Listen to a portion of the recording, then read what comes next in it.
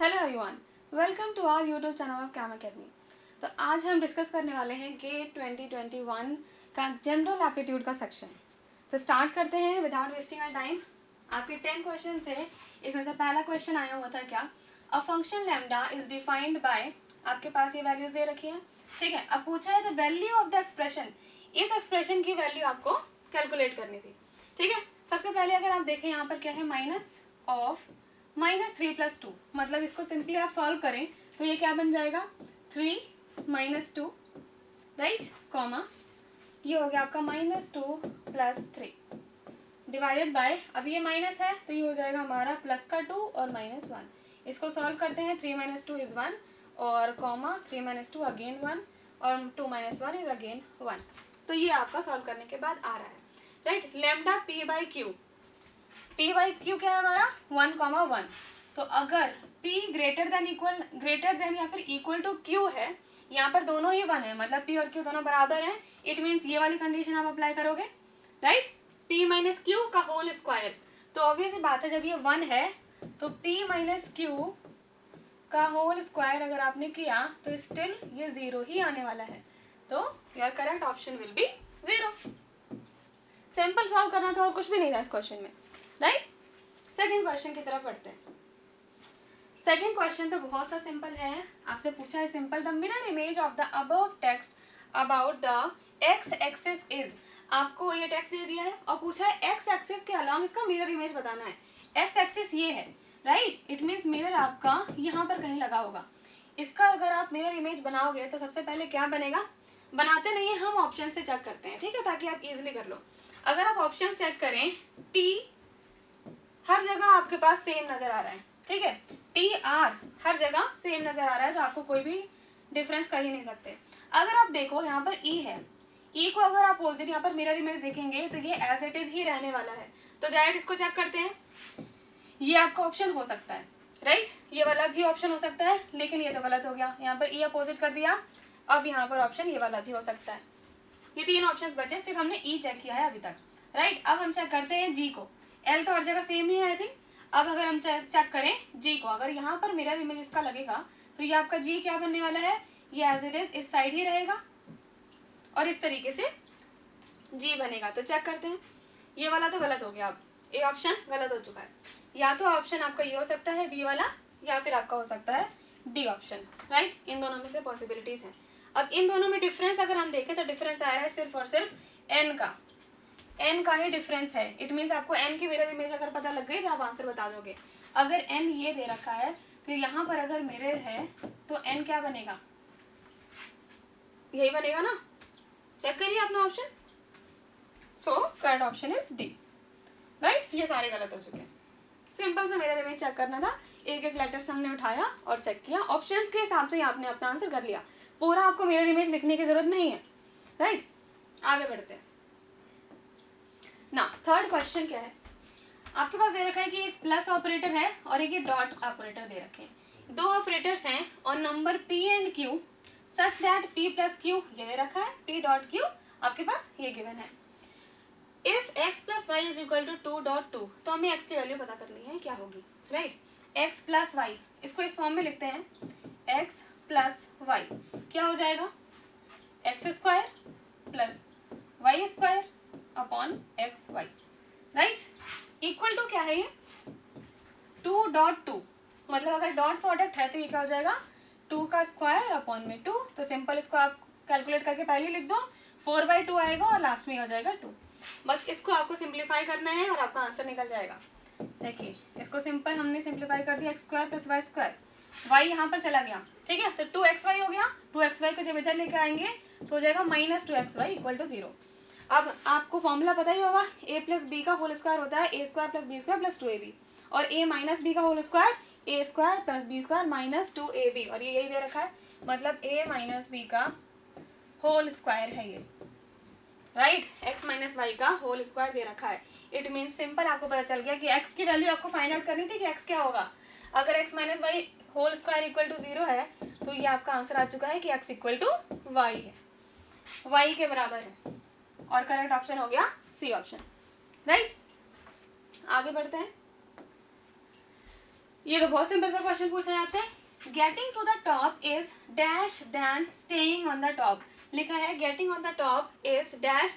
इस देन से ही आप समझ सकते हैं कि ये क्या कर रहा है, ये रिलेट कर रहा है ना। तो सिंपल यहाँ पर आपको सेकेंड फॉर्म यूज करनी है और it will be easier than. Comparison हो रहा है ना यहाँ पर, कंपैरिजन जब भी यूज करते हैं सेकेंड फॉर्म आएगी easier than staying on top, simple. ठीक है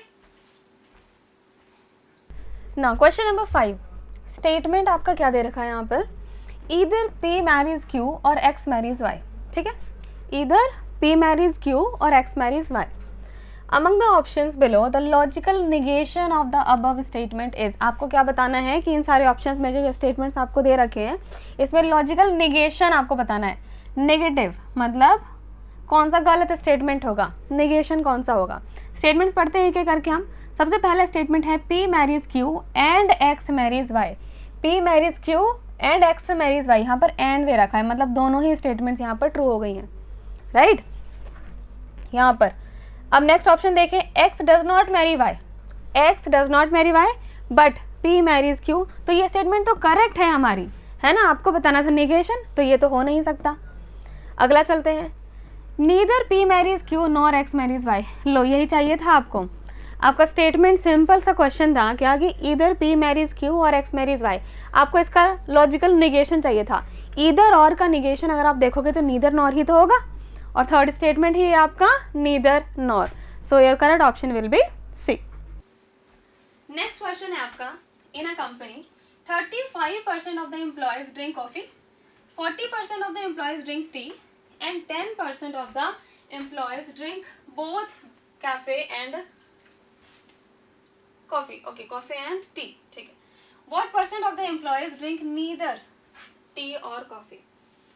इसको हम सिंपली वेन डायग्राम से सॉल्व कर सकते हैं। ठीक है, बहुत सिंपल हो जाएगा क्वेश्चन। देखिए कैसे लिखा है, 35% ऑफ द एम्प्लॉयज जो है वो कॉफी ड्रिंक करते हैं। अगर हमने ये मान लिया कॉफी का, ये मान लिया हमने टी का, लिखा है 35% जो है वो क्या drink coffee, 40% of employees drink T और 10% इतने हैं जो दोनों ही ड्रिंक करते हैं, है ना। मतलब कि ये जो आपका बीच में ये वाला जो पोर्शन है, ये कौन सा पोर्शन है, 10% का। तो अगर ये 10% आ गया, तो अगर आप सिर्फ इतना परसेंट कैलकुलेट करें, सिर्फ इतना पोर्शन कैलकुलेट करें, तो क्या करोगे, 35 माइनस 10, तो ये हो गया 25%, राइट। और अगर हम इसका अपोजिट ये वाला पोर्शन कैलकुलेट करें तो ये कितना हो जाएगा, 40 माइनस 10, मतलब ये हो चुका है 30%, राइट। और आप सभी को फिर पता है टोटल 100% में से यहाँ पे निकालना है क्या, कि नीदर टी और कॉफी, राइट। तो मतलब 100 में से हमने माइनस कर दिया ये पूरा। इसको कैलकुलेट कर लीजिए, 30, 40, 50, 60 और 65, और आंसर आ जाएगा आपका 35%। ठीक है, okay. So your answer correct ए हो जाएगा आपका। सिंपल, आपको वेन डायग्राम से ये सॉल्व कर सकते थे आप।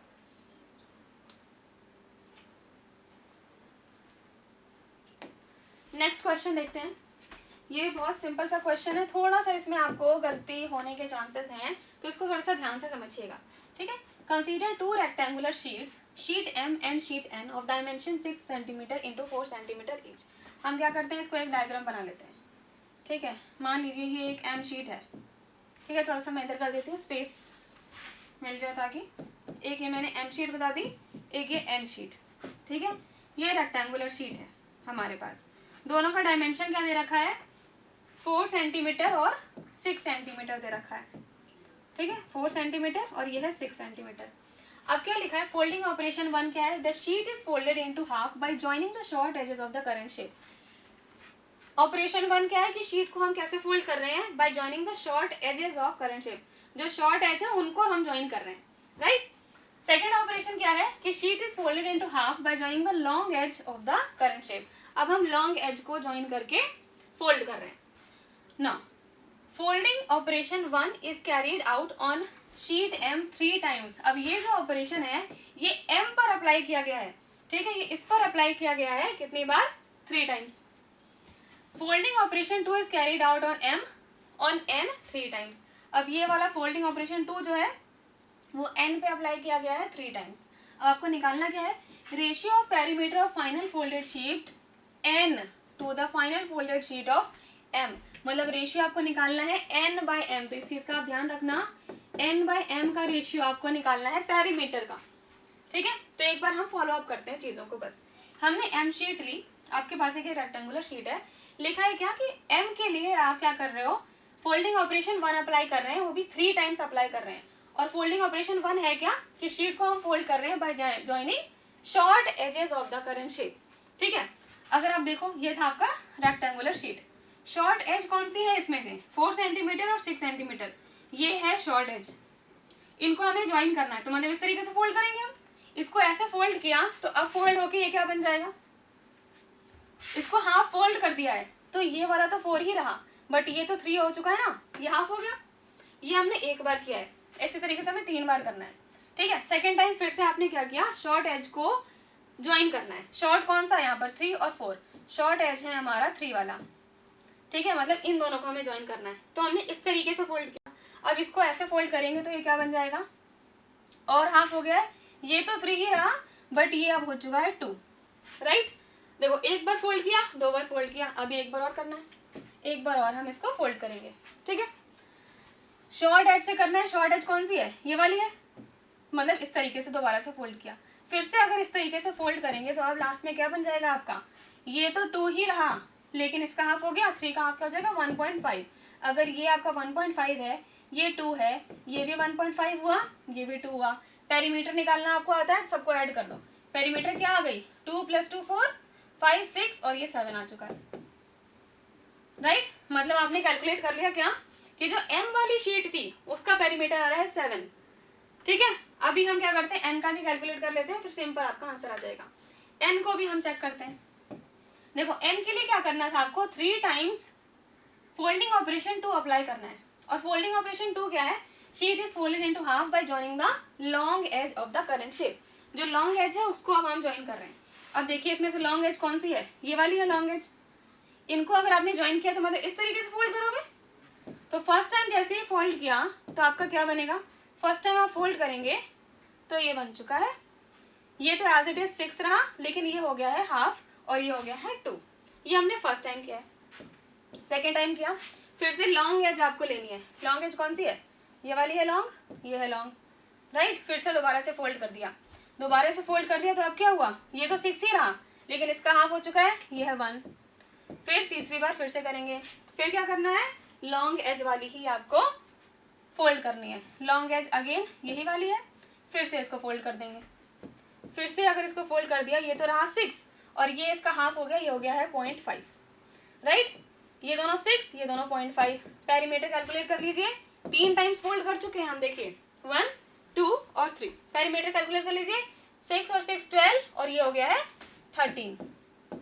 निकालना क्या था पेरीमीटर, n/m, और ये वाला n है, ये m है, मतलब 13/7 हमारा रेशियो आ चुका है। 13/7 करेक्ट आंसर है, D option is the correct one.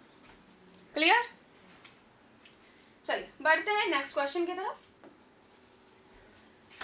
Next question है आपका, 4 persons P, Q, R and S to be seated in a row, all facing the same direction, but not necessary in the same order। लिखा है P, Q, R, S, ये 4 persons हैं, ठीक है। एक रो में ये बैठे हुए हैं, जरूरी नहीं है कि ये इसी ऑर्डर में हो, किसी भी ऑर्डर में वो बैठे हो सकते हैं। अब कंडीशंस क्या क्या दिए हैं आपको कि P and R cannot sit adjacent to each other। आपको ये कंडीशन दे दी कि P और R साथ में नहीं बैठ सकते, एडजेसेंट नहीं होंगे। दूसरी कंडीशन है S should be seated to the right of Q, ठीक है। तो दूसरी कंडीशन क्या हो गई कि S जो है वो हमेशा कहाँ होगा, to the right of Q, Q के राइट में होना चाहिए, मतलब ये आपको मिलना चाहिए ना। The number of distinct seating arrangements possible, कौन सी सीटिंग अरेंजमेंट्स, कितनी सीटिंग अरेंजमेंट इस तरीके से पॉसिबल है। तो एक बार चेक करते हैं, हमारे पास 4 पर्सन है P, Q, R, S। आपको पता है कि Q और S साथ में होंगे और Q हमेशा क्या होगा, Q के राइट में S बैठा है। दूसरी कंडीशन क्या है कि P और R साथ नहीं हो सकते, तो एक तो हम ये कंडीशन लगा सकते हैं, एक ये बन गई सीटिंग अरेंजमेंट। दूसरी क्या बन सकती है कि Q S as it is लिख दिया आपने, इनको अपोजिट कर दिया, यहाँ R यहाँ P, ठीक है। तीसरा क्या बन सकता है, देखो ये चीज फॉलो करनी है आपको कि Q के राइट में S है, ठीक है। तो Q के राइट में S, ये भी पॉसिबल है। यहाँ मैंने लिख दिया, यहाँ P, यहाँ पे R, P R दोनों साथ में भी नहीं बैठे और Q के राइट में S भी है, ठीक है। फोर्थ क्या बना सकते हैं, फोर्थ यहीं पे लिख देती हूँ मैं कि Q और S एज इट इज, अब हमने P R को इंटरचेंज कर दिया, R यहाँ कर दिया, P यहाँ कर दिया, ये भी पॉसिबल था। तो ये 4 सीटिंग अरेंजमेंट्स तो हो ही चुकी हैं। अगला देखें हम, अगली क्या पॉसिबिलिटी बन जाती है कि Q के राइट में होना चाहिए S, ठीक है। Q के राइट में यहाँ पर S है, एक हमने कंडीशन बनाई Q के राइट में यहाँ पर S है, ठीक है। अगर हम Q को यहाँ पर लिखें फर्स्ट नंबर पर और S यहाँ लिखें तो ये भी तो पॉसिबल है। Q के राइट में S, P यहाँ आ गया, R यहाँ आ गया, और 6 कंडीशन क्या किया हमने, Q को यहीं छोड़ दिया, S को यहीं छोड़ दिया, इन दोनों को इंटरचेंज कर दिया, R और P। तो ये टोटल 6 कंडीशन, 6 सीटिंग अरेंजमेंट्स आपकी बन जाती हैं। इसके अलावा सीटिंग अरेंजमेंट्स नहीं बन पाएंगी, अदरवाइज क्या होगा कि P और R या तो साथ में आ जाएंगे या Q के राइट में S नहीं आएगा। आप सारी कंडीशन चेक कर सकते हैं, ये 6 अरेंजमेंट्स पॉसिबल हैं। सो यहाँ पे करेक्ट आंसर आपका होगा 6 सीटिंग अरेंजमेंट्स, राइट। बढ़ते हैं नेक्स्ट क्वेश्चन की तरफ। नेक्स्ट क्वेश्चन आपका और भी सिंपल है। 5 line segments of equal length PR, PS, QS, QT और RT, मतलब ये जो लाइन सेगमेंट्स है सारे क्या है, इक्वल लेंथ के हैं। तो आपको एक स्टार मिल जा रहा है, ठीक है, ये स्टार आपको मिल जा रहा है और आपको पता क्या करना है, आपको पता करना है यहाँ पे थीटा की वैल्यू, ये एंगल आपको पता करना है। अगर आपके पास ये सिंपल सा स्टार है, आप क्या कर सकते हो, अगर आपने इनको ज्वाइन कर दिया, ठीक है, तो एक पेंटागन बन जाएगा। ये क्या बन गया, पेंटागन बन गया, राइट। और इसका एक एंगल कितना होता है, 108 होता है।